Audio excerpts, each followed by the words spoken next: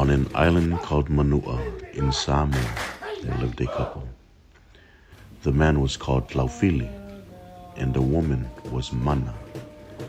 There was something strange about these two, for both of them yearned to eat the flesh of a coconut that the Tu'i Tonga had drunk.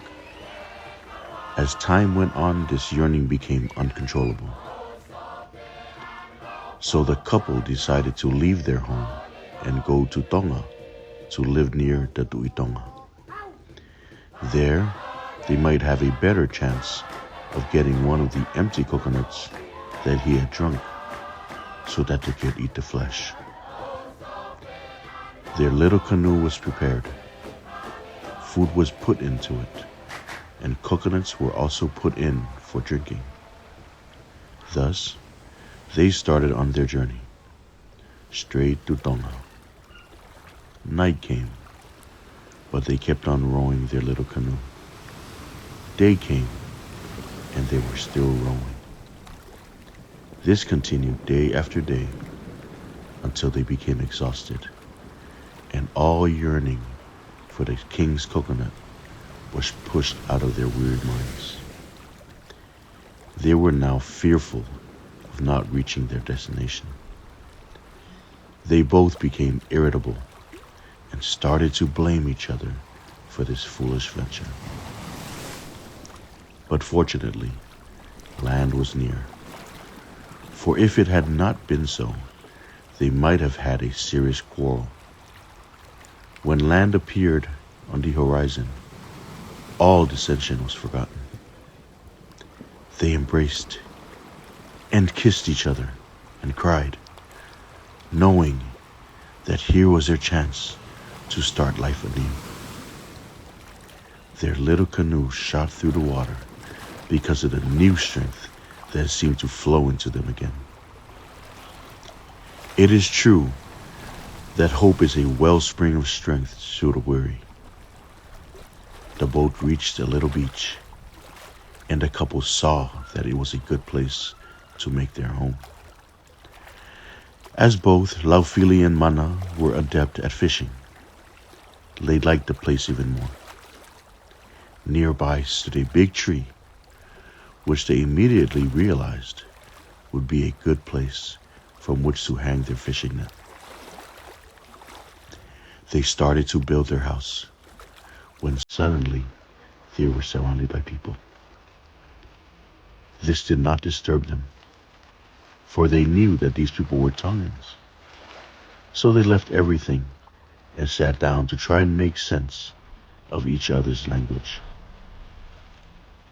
When this was achieved, the new Tongan friends began to cut coconut leaves and sticks to build a house for them. The Tongans said that they would build a house for the couple near the village. But Laufili and Mana insisted that it must be built where they had landed. So it was done as they wished. And when the house was finished, the Tongans helped to take their possessions inside. A few of the women prepared some food, while others ran off to bring tapa cloth and mats for their bedding.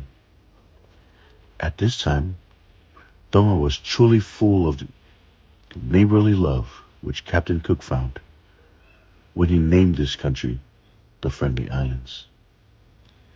This was the Tonga, which was kind to strangers, happy to give and happy to help.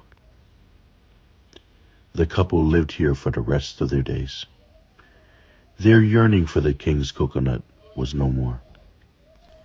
The days on the sea had taken this craving from them. Laufili and Mana were very friendly with the people that lived at the village near their home. They fished not only for themselves, but for their newly found friends. It was said that they were truly expert fishermen, because when they came back from fishing, the people would be on the beach, each to rake or drag in some fish for himself. So that part of the beach was known as Siumuheu, fish and rake. One day, Mana found that she was pregnant. Both were happy, for they had been married a long while, and not having had any children in Samoa. They had thought that they were barren. Months went by. Then Mana had a baby boy. They named him Hakau, reef, because he fished nearly every day on the reef near their home.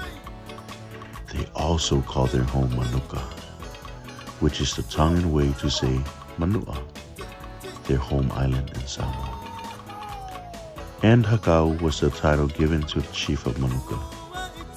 It was the only appointed title in Manuka, but for a long time, now no one has held this title.